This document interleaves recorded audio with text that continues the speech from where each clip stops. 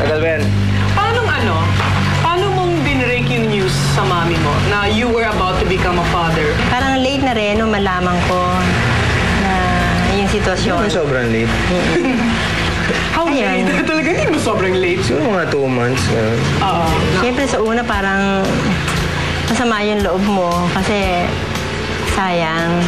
Parang nasa kagandahan ng karir niya. Tapos gano'n, parang usually kasi, di ba, pagka nagka-baby na, naiiba na yung ng mga fans. Pero nung makita naman namin yung baby, parang masaya kami lahat. Lalaki daw, sinasabi nila na ang anak ninyo, mahirap daw makipag-communicate. How is your relationship with your son? Paano, transparent ba kayo? Yung pag meron kayong naisip sasabihin nyo, or do you keep it to yourself? Yung sama na yun? Pinag-iisipan ko muna. Kasi hindi naman kami madalas mag-usap din ito dahil sobrang busy niya eh. Kaya minsan pag meron akong nalalaman, pinag-iisipan ko muna. Kaya inaalam ko kung paano ko siya i-approve. Saka ako sa kakausapin. Ikaw, Dennis, are you open with your mom, like with anything? Oo naman. Anything talaga. Mas ngayon lang medyo mas na, kasi umiwalay na ako ng bahay. Pero kung may pinagsasabihin ako sa mami talaga kasi may close talaga ako sa mami.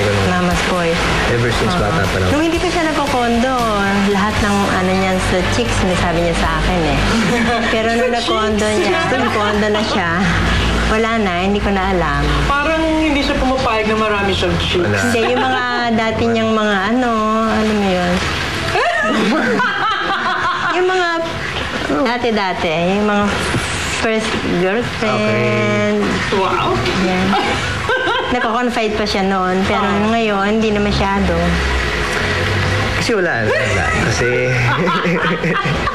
So sinasabi mo ngayon ay wala kang dapat ipaalam sa iyong mami dahil wala ka namang girlfriend, gano'n? Pag meron naman, nalalaman niya agad.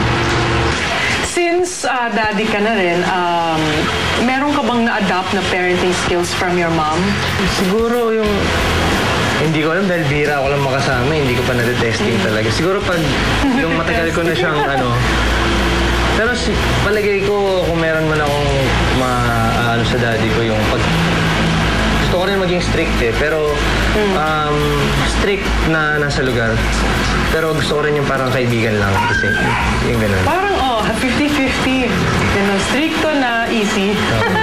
Kayo, mami, how big is your role sa buhay ng apo ninyo? Or do you expect na mas magiging malaki pa yung time ninyo with your grandchildren? Sana, yun ang wish ko. Sana magkaroon ng mas mahabang time sana. Lalo na paglaki-laki niya para makilala naman kami. Well, you have 3 very successful children, and I'm very sure that you're proud sa kanilang lahat. How proud are you of your 3 wonderful children? Parang fulfilled na ako talaga sa mga anak ko. Swerte ako sa lahat ng anak ko dahil nakagraduate sila with flying colors. Wow! Tapos talagang professional na lahat. Yung isa kasi, flight attendant. Oo, based siya sa Dubai. Yung isa naman, connected siya sa Philips. Philips. And yung isa naman ay award-winning actor. Let's take a closer look into Mami Rita's life as she gives us an exclusive tour inside their humble home when one proud mama returns.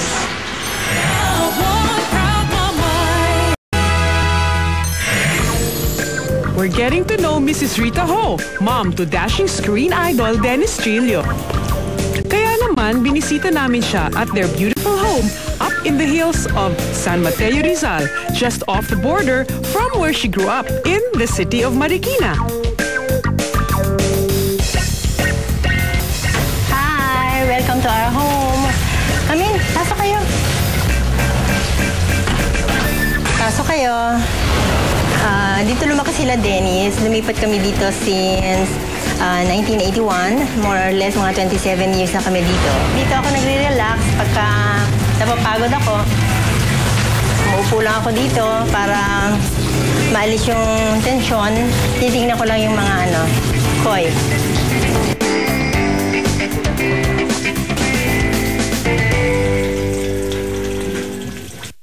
Ito yung main door namin, pero hindi ko usually ginagamit ito eh. Dito kami pumapasok. Dito tayo, come on in. Tara, pasok tayo.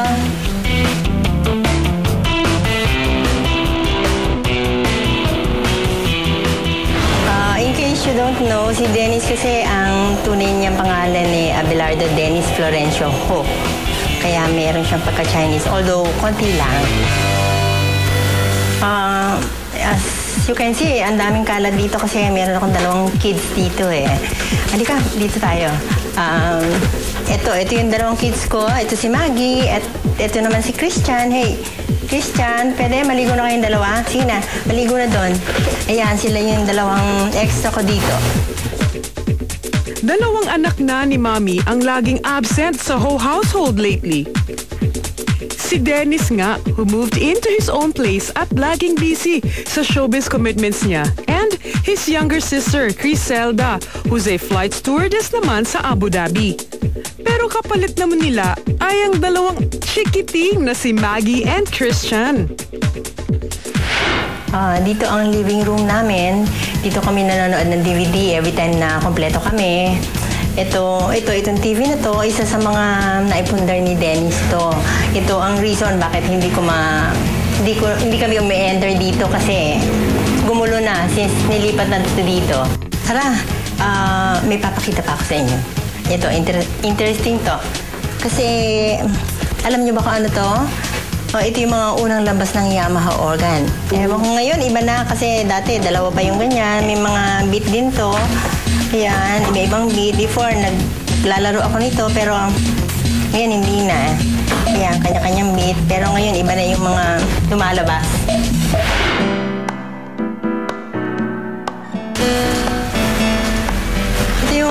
Ito yung balkon namin. Umuupo ako dito every time na gusto ko mag-relax. Ayan, tumitingin-tingin ako sa puno. Dahil medyo relaxing dito. Tara, punta naman tayo sa magulong kwarto ng sikat kong anak sa baba.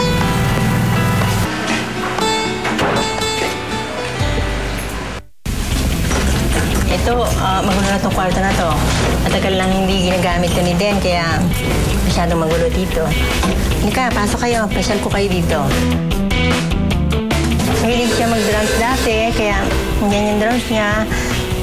Tsaka yung mga ibang tapes niya na mga magugulo, maiingay. Ito, mga iniwanan niya yung iba dyan. Yung iba dinala sa kondo, pero ang dami pa rin. Kami na pumupunta sa kondo, pagka wala siyang gagawin after SOP, tapos sa gabi, sisimba kami. Pagkasimba, siguro, Podium o Rockwell, doon lang kami. O minsan Shangri-La, minsan doon lang kami pumupunta sa hindi masyado maraming tao. Ito ang garden namin na hindi na masyado na-maintain. Ito, marami akong plants dito na may flowers. Pero si Daddy ang green thumb.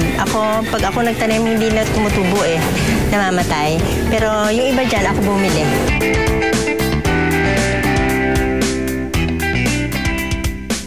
Ito ang aming gazebo. Dito kami nagpa-party minsan pagka merong may birthday. So minsan nagre-relax din kami dito, nagme-merienda kami dito. Ayan, kaya lang hindi na masyado na-maintain. Katulad ng table na to. Naulan na minsan, kaya pangit na. O ayan, nakita nyo na yung bahay namin. Ang sarap mag-relax dito. Tara, relax kayo dito. Mga ka-Q, may chika ako sa inyo. Alam niyo ba na walang Dennis Trillo kung wala si Mami Rita? At hindi lang dahil sa sila mag-inaha, kung bakit malalaman po ninyo dahil